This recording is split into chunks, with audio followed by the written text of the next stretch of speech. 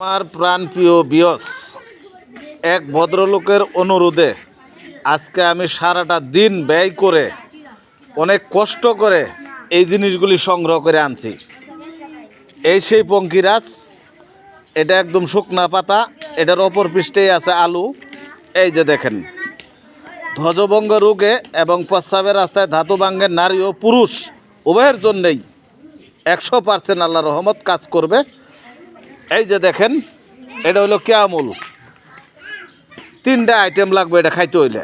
আর এই যে পিডালি গাছের ছাল, এটা কোনটা কি পরিমাণ নিব আপনাদেরকে একটা অংশে দেখাই দেবো। আর এই পিডালি গাছটা পাতা কেমন এটা আপনাদেরকে দেখাইলে আপনাদের জন্য সহজ হবে। তবে যারা পিডালি গাছ ছাড়া খাইবার চান অবশ্যই খাইতে পারেন, তারপরেও আল্লাহর রহমত 100% কাজ হইব, কারণ এটি আমার হাজার বার পরীক্ষা করা।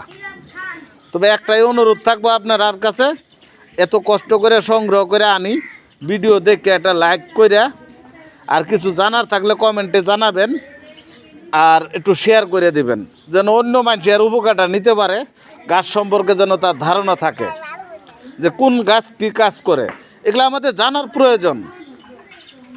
আমি আপনাদেরকে পরিমাণটা দেখাই দেব অবশ্যই। এই যে এই পরিমাণ নেবেন কেয়ামুল, এই পরিমাণ নেবেন পিডালি গাছের ছাল, আর এই যে এই পরিমাণ নেবেন পঙ্কিরাজ।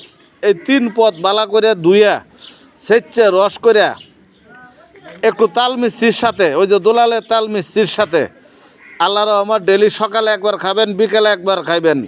এইভাবে 7টা দিন নারী ও পুরুষ ইনশাল্লাহ খাইবেন, এর ফলাফল মিস নাই।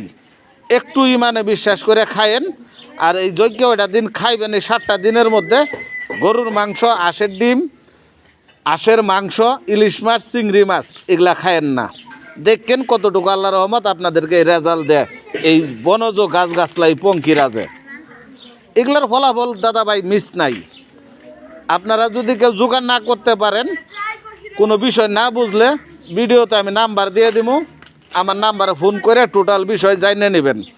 আল্লাহর রহমত ইনশাল্লাহ ভিডিওটা আমি তাইলে এখানেই রাখতে চাই। আল্লাহ হাফেজ, ভালো থাকেন সবাই।